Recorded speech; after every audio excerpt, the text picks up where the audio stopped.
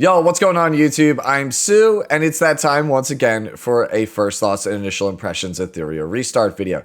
This one will be on Liliam, the newest LD SSR that was just shown over on the official Etheria restart YouTube channel. As with all my first thoughts and initial impressions videos, I'll give you my 2 cents on the character. Do I think Liliam is good? What types of game modes would I play her in? What types of modules and shells do I think will be best on her? All of that stuff you've come to expect from me from a first thoughts and initial impressions video. As always, before we jump into the discussion, let's take a look at the character's kit so that way we're all on the same page.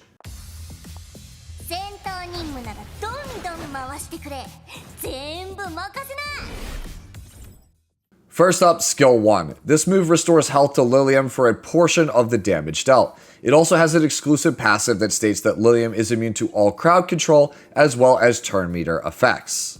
Moving on to the Skill 2, it is a single target attack that hits twice, dealing bonus damage based on the target's missing health. If the target's health goes under a certain threshold from this skill, they are guaranteed to be stunned. If the skill secures a kill, it is guaranteed to stun all remaining enemies. And finally, Liliam's ultimate skill. She gains an attack and speed buff before dealing massive single target damage to one target. If the target's HP is above a certain threshold, it gains a damage increase. Additionally, this skill reduces the target's maximum health, and it also completely bypasses enemy shields. Okay, so now that we've gone over the kit, what do I think of Liliam? Well, this character has the potential to be completely overpowered and game warping.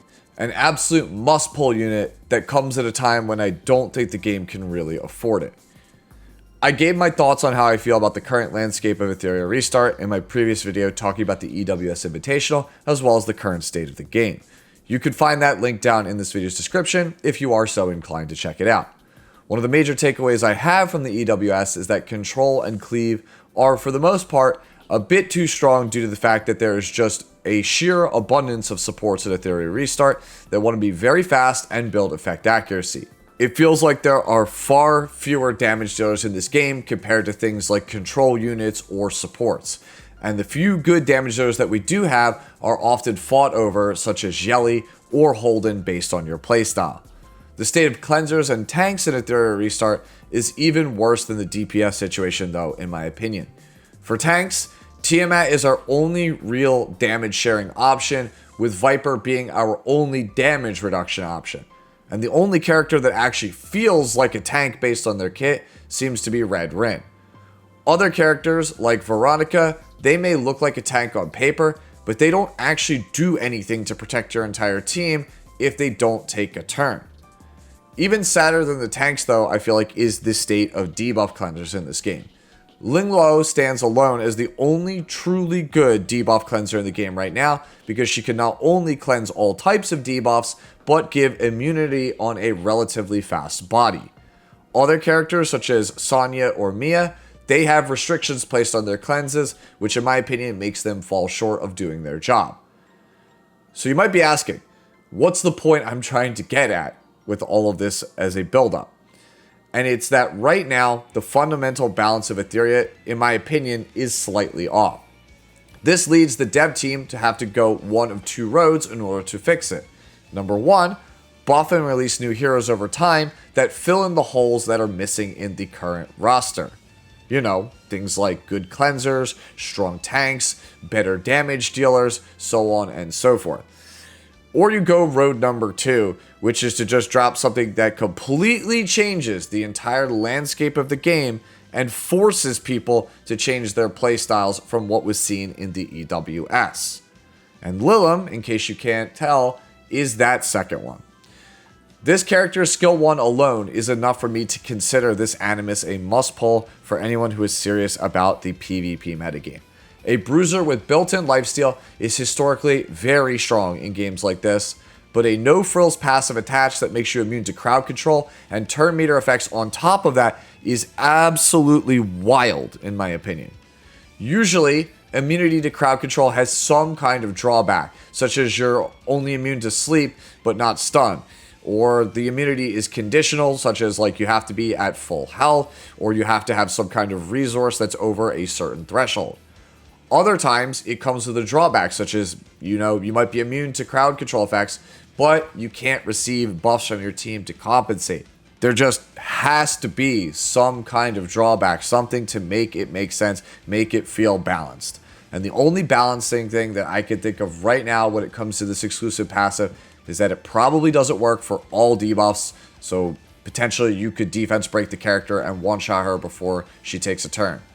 Also, the turn meter effect immunity might mean that it affects your own turn meter effects as well, meaning that she has negative synergy with characters like Lily and Tsukiyomi, which is a very real drawback because those are very important characters in the current state of the game. If the character is, for whatever reason, full debuff immune, or is only immune to enemy turn meter effects, that's really broken in my opinion. Moving on, let's talk about the skill 2. I actually really like that this is a 2-hit attack that scales off of your opponent's missing health. It means that the second hit should feel a lot more chunky than the first attack because, well, the first one will deal some damage, they'll be lower in health, and then you'll get that bonus damage. It'll feel like a significantly heavier hit, and I feel like the animation perfectly portrays that. The wild part of this attack, though, is its stun properties. A guaranteed single target stun on skill 2 is already very good in most PvP gachas. The fact that if it kills an enemy, it also gives you a massive tempo swing in a match thanks to the AoE guaranteed stun, that's kinda broken. Me personally, as a former game designer and tester, I don't think I would introduce a guaranteed stun to a game that is less than 2 months old, but that's just me. Finally, let's move on to the skill 3. It feels like it just does a bit too much for an Animus, again, in a game that is not even 2 months old at this point. It gives an attack and a speed buff? Why does it have a bonus damage clause? It reduces max health of the target. Why exactly? We have one good tank in Tiamat. You want to just put her in the ground even harder? Why does it ignore barriers? Like, what's the logic on why this skill is the way that it is? I ask these things because usually PvP gachas are fundamentally designed around a triangle. Think of it like the weapon triangle from a game like Fire Emblem. Tanks are supposed to be able to survive burst DPS so that they can outscale the opponent's teams and mount a comeback. The drawback is that tanks are usually very slow and susceptible to control teams. But the control teams, they usually are too squishy to survive the fast burst DPS. But if you're making burst DPS that can just completely wreck tanks and bypass their defenses, it fundamentally breaks the triangle. Because now, nobody's going to play tanks, so the only thing you're going to have is fast burst teams because they can prey upon the control teams, and the control teams have no one to actually prey upon. At some point, these PvP gachas usually do end up breaking this triangle, but again, not 2 months into a game's release. Usually in year like 4 or 5 is when I'm starting to see things like this. Don't get me wrong, Liliam's ultimate skill is very strong. I personally, though, am just not very excited by it and what it represents from a game design and balance perspective. To wrap up the video, let's talk about how I'd play the character. Obviously, Liliam is going to be incredibly strong in PvP based on her debuff immunity situation. She also feels like she could be a major role player for boss killing in PvE to boot.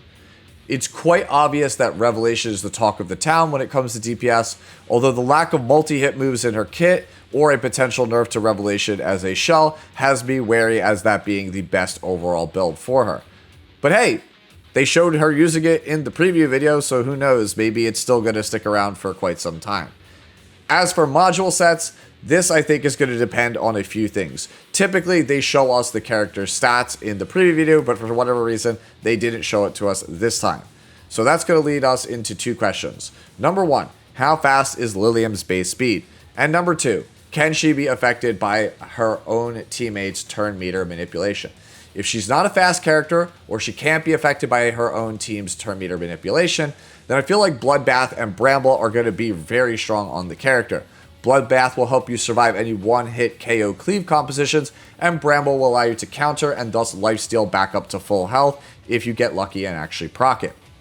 If the character is fast enough, though, where she can actually take a turn at a reasonable time frame and just start one-shotting people, then I feel like your standard like hybrid DPS builds are going to be what you're going to end up using on the character. Things like a combination of Swift Rush, Swift Raid, some combination of either 12 or 8-piece DPS sets like Fury. Any of that stuff, Keen Eye, it all feels like it's going to be pretty good to me. Overall, Liliam seems like she's going to be a must-pull Animus for those of you who are very serious about PvP.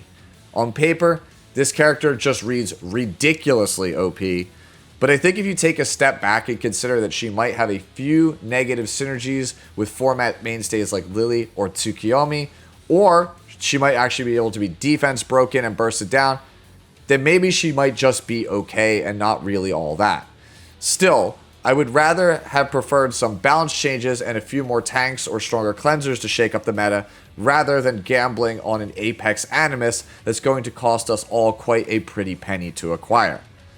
But those are my thoughts on Liliam, and now I want to hear from you. Do you think the character is OP? Do you think the character is just fine, whatever? Would love to know any and all comments below, especially with regards to how you're feeling right now about Etheria Restart in general. As always, enjoy the rest of your day, the rest of your week, and I'll catch you in the next one. Later now.